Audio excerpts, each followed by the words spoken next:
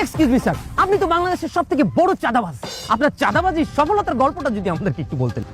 দে এই কি দেবো স্যার? তোরে কিন্তু একদম পায়ে মেরে ফেলবো, টাহা দিবি, টাহা দে। স্যার, আপনি মনে হয় কোথাও ভুল করছেন।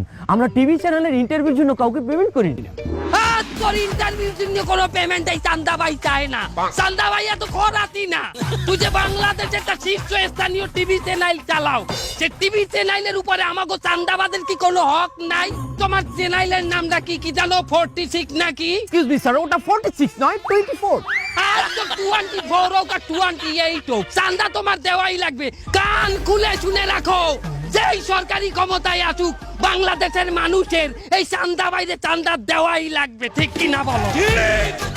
আপনি কিন্তু ভুলে যাচ্ছেন, আমাদের দেশে আইন আছে, আমাদের দেশে পুলিশ আছে। তোর পুলিশ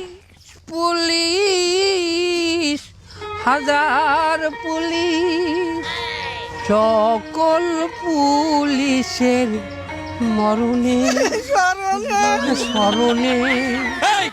তুই কি হানা চান্দা নিতে আইছো? সি রে ননি সি স্যার, সি বলেন ইন্সপেক্টর স্যার, কোনো চান্দা নিতে আসি না। আসছি না, আমরা কোনো